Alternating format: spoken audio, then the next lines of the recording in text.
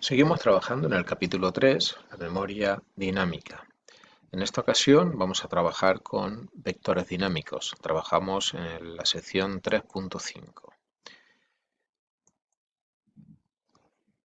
Conocemos y hemos trabajado extensamente con arrays clásicos, arrays eh, que guardan o que son estructuras de datos que permiten guardar y gestionar datos que se almacenan consecutivamente en memoria y se acceden a través de un índice, y todos los datos son del mismo tipo.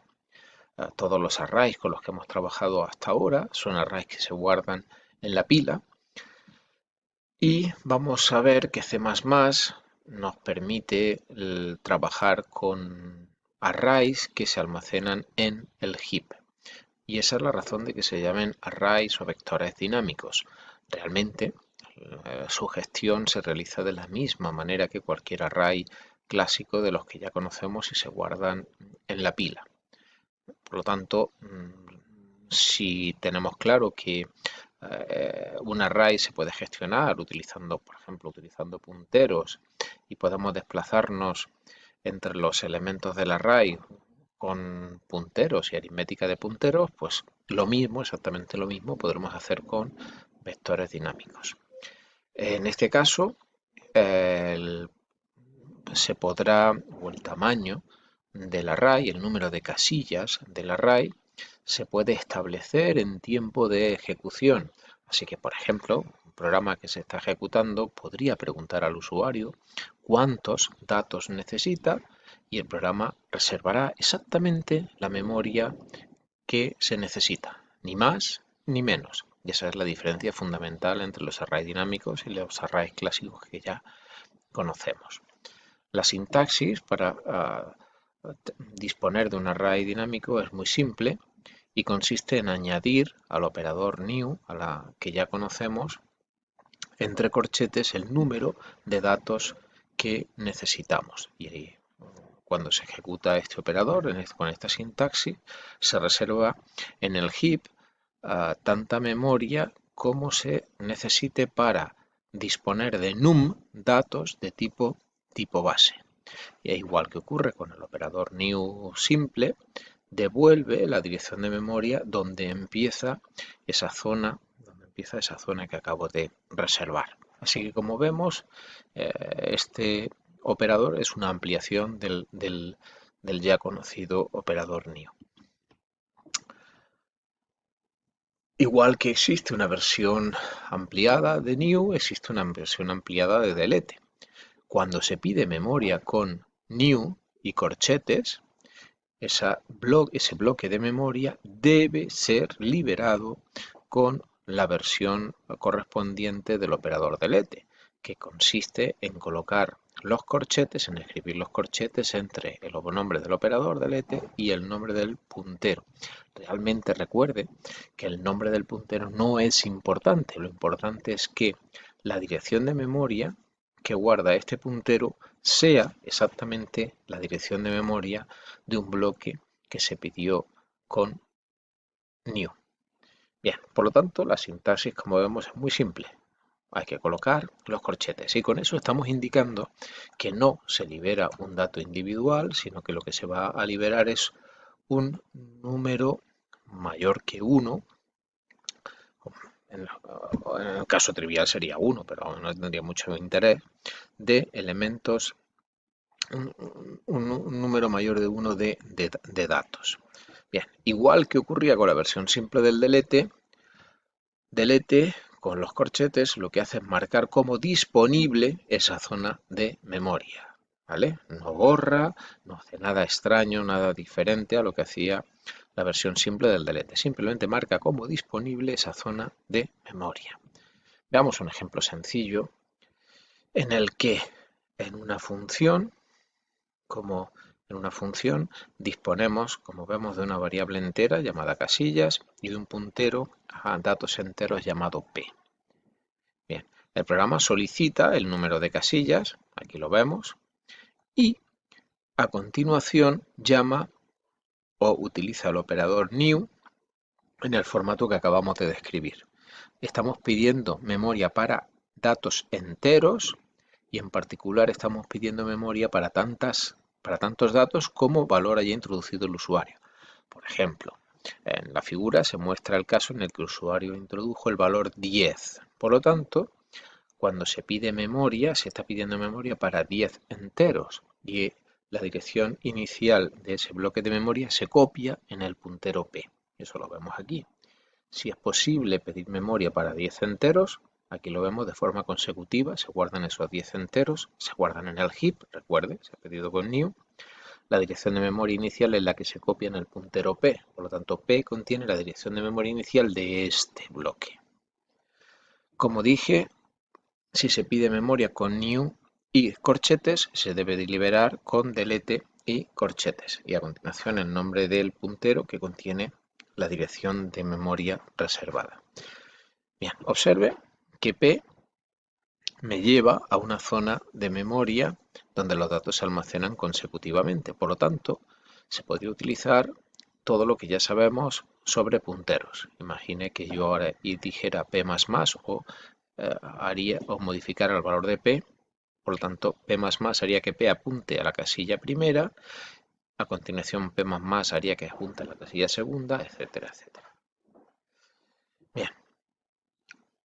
Con esta forma de reservar memoria debemos tener ciertas precauciones. Por ejemplo, podemos crear vectores con el tamaño que nosotros necesitemos cuando éste sea conocido. O sea, a priori, cuando empieza la ejecución del programa, quizá no sepamos cuántos datos nos hacen falta, pero en un momento dado, resultado de algún cálculo o resultado de petición al usuario de cuántos datos se necesitan, entonces ya podemos crear ese vector y asignarle la memoria que realmente necesita.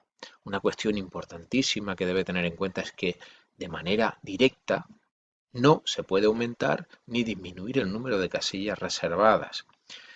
Eso no quiere decir que no se pueda, claro, pero ya debería construir alguna función específica para cambiar el tamaño del vector dinámico, bien para hacerlo crecer, bien para hacerlo decrecer.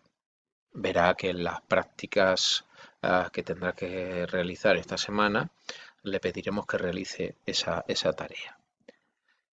Y finalmente, simplemente recordar que la gestión del vector dinámico se realiza como cualquier otro vector, notación de índices o notación basada en punteros. Voy a mostrar ahora un ejemplo un poco más detallado y completo de un programa en el que solicita el número de casillas que el usuario necesita para el vector dinámico y trabaja con él y para que quede de manifiesto que el procesamiento es exactamente el mismo que cualquier vector clásico. Bien, el programa lo voy a mostrar más que en la presentación, voy a enseñar su ejecución y su código real. En este ejemplo, observe que no disponemos de más funciones que la función main. Es un ejemplo sencillo, un demostrativo de cómo se pide y se libera memoria para un vector dinámico y no necesitamos más. Bien, observe en primer lugar que hay una variable entera que se llama casillas. Esa variable contendrá el número de elementos que se van a reservar. Y lo primero que se hace es, mediante este filtro, solicitar al usuario que introduzca el número de casillas.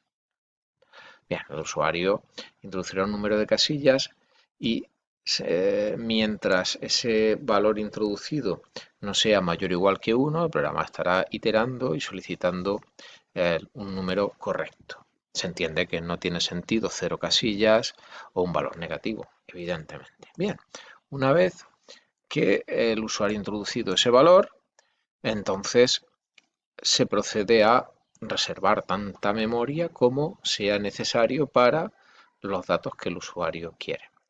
Bien, utilizamos el operador new con la versión de los corchetes y en ese caso lo que estamos haciendo es pedir memoria para tantos enteros como casillas. Si el usuario introduce 5, se reserva memoria para 5 casillas, se pide 7 para 7 casillas, se pide 5000 para 5000 casillas. Todo ese bloque de memoria reservado con el operador new se asigna, como vemos a través de esta operación de asignación, a v.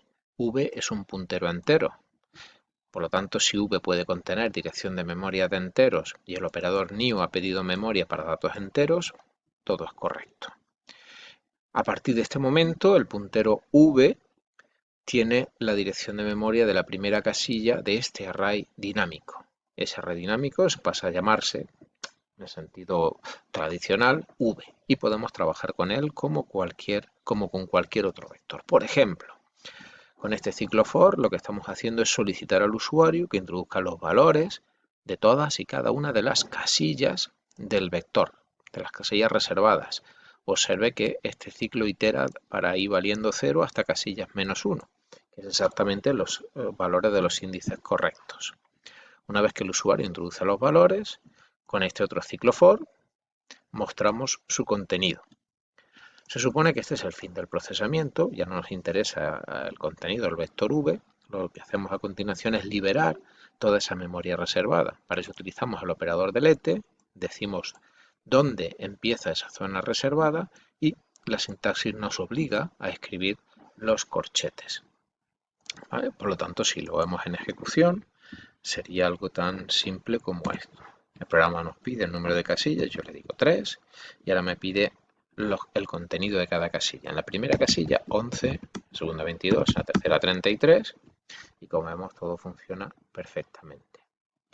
Para demostrar que efectivamente se puede hacer un procesamiento con punteros de este array dinámico, una vez que nos muestra el resultado utilizando notación de índices, vamos a hacer un acceso diferente utilizando punteros. Para eso utilizaré otro puntero al que voy a llamar, por ejemplo, q, y le voy a dar el valor inicial de v.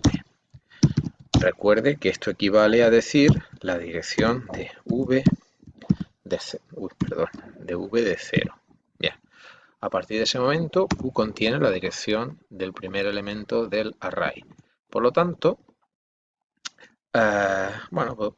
por seguir un poco con notación de punteros, podría indicar mediante el puntero fin cuál es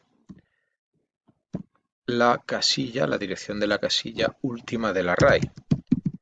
En este caso, lo que estamos indicando es la dirección de la casilla siguiente a la última válida, para que quede claro.